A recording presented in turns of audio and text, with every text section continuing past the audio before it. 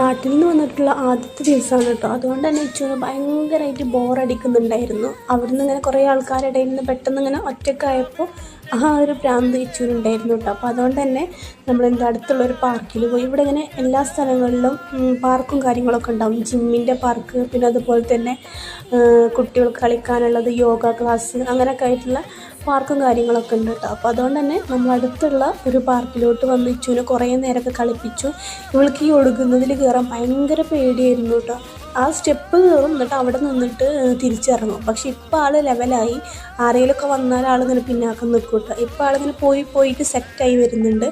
അപ്പോൾ അവിടെ ഒരുവിധം കളിക്കണുണ്ടായിരുന്നു. ഇങ്ങനെ കറങ്ങണ താറാവോ, പിന്നെ ഊഞ്ഞാല, 2 ടൈപ്പ് ഊഞ്ഞാല ഉണ്ടായിരുന്നു. പിന്നെ ഒരു കിളിയുടെ പുറത്തിരുന്നിട്ട് ഒഴുകണത്, അങ്ങനെ കുറേ സാധനങ്ങളുണ്ടായിരുന്നു കേട്ടോ. അപ്പോൾ അതിലൊക്കെ മറ്റാളൊരു 6 മണി വരെ അങ്ങനെ ആർമാദിച്ച് കളിച്ചു.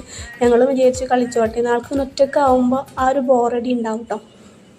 പിന്നെ അവിടെ നിന്ന് കുറച്ച് പുളിയും കാര്യങ്ങളൊക്കെ കിട്ടിയിട്ടുണ്ടായിരുന്നു. അപ്പോൾ അത് ഞാൻ അവിടെ ഇരുന്ന് കഴിച്ചു. നല്ല പുളി ഉണ്ടായിരുന്നു കേട്ടോ. അതിൻ്റെ എക്സ്പ്രഷനിൽ തന്നെ നിങ്ങൾക്ക് കാണാൻ പറ്റും. തിരിച്ച് വന്നു. വരുന്ന വഴി നമ്മളൊരു ഐസ്ക്രീം കൂടി വാങ്ങിയിട്ടുണ്ടായിരുന്നു, സ്ട്രോബെറിയുടെ. അത് വീട്ടിലെത്തിയിട്ട് അതും കൂടി കഴിച്ചിട്ടുണ്ടായിരുന്നു.